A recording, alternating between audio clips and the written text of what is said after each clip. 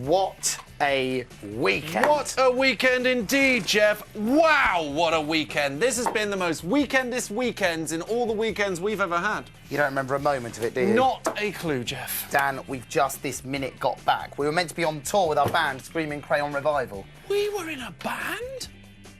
So we have to put up with? Yes, we were in a band, but instead we didn't even leave the car park because of our driver, Jeremy Paxman. We know Jeremy Paxman. Brilliant. Yeah, well, he apparently couldn't find the exit from the BBC car park, so we spent all weekend going round and round and round. It was horrible. We had to sleep in the van. This isn't even ringing a little bell, Jeff. How? It was the worst weekend of our lives, Dan. The canteen was shut. We couldn't even find food. The highlight was when Jeremy Paxman found half a pasty in the bin. Paxman found the pasty, of course. Cheese and onion. It was beautiful. How do you remember to breathe, Dan? It's touch and go, to be honest. Yeah, I'm sure. All right, well, now it's time for Stakeout. At least you won't forget that. Forget what? Stakeout. When? Now. Where? CBBC channel. What? Stakeout. When? Now. Where? CBBC channel. What? Stakeout. When? Now. Where? CBBC channel. What? CBBC. Didn't that look like the kid who did the Jungle Book on Britain's Got Talent, just then on that trail? Didn't that look like him? That was spooky. So, as we were saying before Stakeout, we're really sorry that our rock band, Screaming Crayon Revival, didn't get to tour the country. Absolutely. From every town we were meant to visit, from the bottom of our hearts, we apologise. Especially you guys out there in Slough. Sorry we never got there. Very sorry. But it's not really our fault. You see, Jeremy Paxman was our driver, and he just got stuck in the car park. Yeah, actually, why are we apologising? Tell you who should be apologising. Jeremy, I don't need a sat-nav Paxman. I couldn't agree more, Jeff, which is why I dragged him out of the Newsnight studios and made him come down here to apologise to our Screaming Crayon Revival fans. Excellent. All right, Jeremy, come up and say what you got to say. Hey there, everyone. I'm really sorry that I messed up the tour for Dan and Jeff. Dan, that isn't Jeremy Paxman. It so is. I so am. No, this is Jeremy Paxman. Well, who's this guy? Ah, the jig's up. It's an imposter. I'll get him. He's gone now. You got to admit, though, he did look a lot like him, didn't he? No, he didn't, Dan. Tell you what, why don't you wave to Sonali? Hey, Sonali. Why don't you use your other hand? Hey, Sonali. No, this hand. Ah! He's back, Jeff! Oh, I can't control him! Oh, I love you, Jeff! Come in! CBBC. A week on a beach making those sculptures. Imagine how much ice cream you'd eat. That is a dream job. Hey, come on. I don't want you to be upset about the weekend anymore, because at least we got a TV in the back of Paxton's van, so it wasn't a complete loss. Yeah, I suppose. And we did get to see that amazing televisual highlight on Saturday. That was true. One programme was head and shoulders above all the others. I'm so glad that I saw Transmission Totally Impossible Saturday. with Ed and Oucho. Who and what with what and who now? Transmission Impossible with Ed and Oucho was brilliant, Jeff. Well, go on. Well, come on, Jeff. It had a girl called Mabel who got onto the ship and wanted to date Ed and then got engaged to him and then wanted to marry him and then got sucked through a toilet. It had triplets on, Jeff. Triplets. 3 people looking identical. How can you tell them apart? I couldn't. And then Oucho was dressed as a vicar. It was awesome. Well, Totally Saturday was much better. Did Transmission Impossible have a man in a hamster suit running around a wheel and winning himself £875? Woo! Did it have 2 families on sofas not winning a holiday to Hong Kong? Did it have Billy Mitchell in the back of a car for no reason? Yes, it did, Jeff. Oh. Showed me. And Oucho was dressed as a clown for no reason, so there. Wow.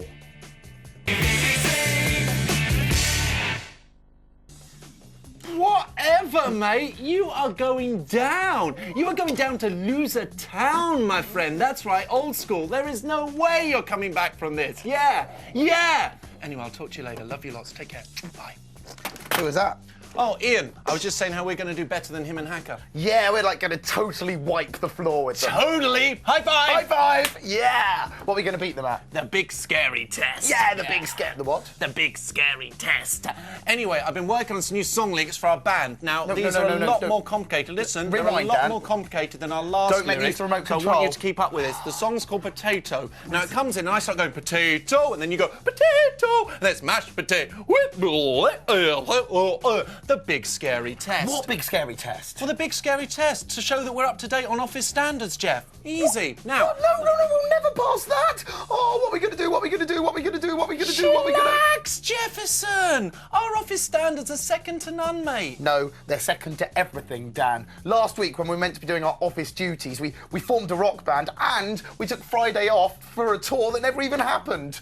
Do you think we could get fired? OK, we need to stay very calm to work this out, but yes, we will definitely get fired. We're going to get fired, Jeff. We're going to get fired, Jeff. We're going to get fired, Jeff. We're going to get fired, Jeff. We're going to get fired. Now it's time for election. This was a great investment.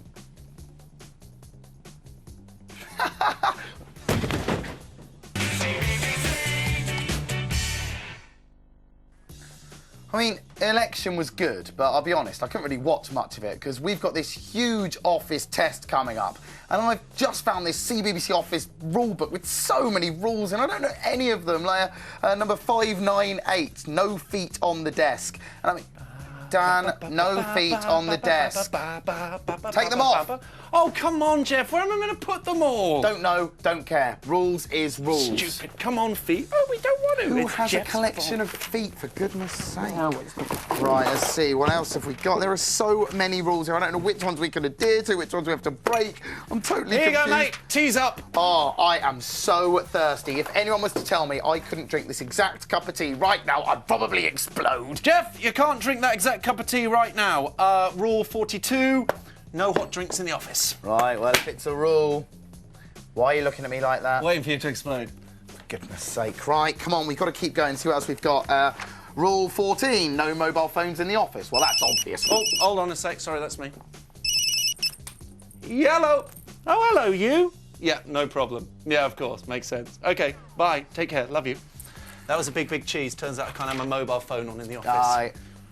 Oh, I hate these rules. Oh, me too. You know what? If I was in charge, I'd make a lot of different rules up. Yeah, like no homework for anyone ever. Yeah, or school uniforms have to be every colour of the rainbow. Yeah, or every time you get on a bus, the bus driver has to give you some chocolate. Good one. Or how about if you lose something, it's got to be in the first place you look for it. Ah, good. Or every second Tuesday, you have to pick a rose and give it to your mum. Or how about Piggly should be in charge of the world?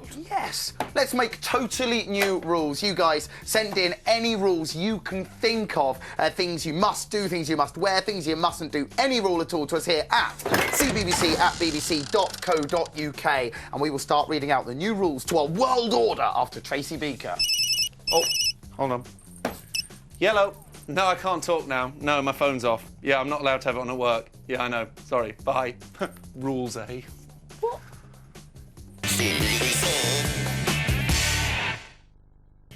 Barrowman and his animals, eh? You just want to tickle his belly, don't you? You just do, want to really. get John Barrowman going, don't you? Oh, he's so cute. All right, directly before Tracy Beaker, we asked you to send in your rules because we're bored of the CBBC rulebook. We want to make up our own rules to run the world, and you have sent in loads of them.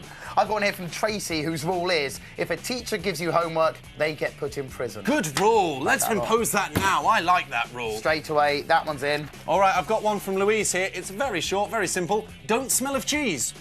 It's a good rule, and is. one I think you need to abide by. Is camembert a cheese? Yes, and it shouldn't be coming from your arms. OK. Got one here from Isabella, age 9, in Orpington, who says, hi, Dan and Jeff. Hi, Isabella. Hello. One rule should be, if you sit down on a cushion, it must always be plumped up. And do you know, I already live by that rule. I know you do. And I've I think seen if your cushions. everyone lives by that rule, everyone's bottoms will be a much nicer place. Right, well, I've got one here from Henry, Jeff. Now, this rule's going to be imposed straight away. Okay. If you ask someone out, they have to say yes and kiss you.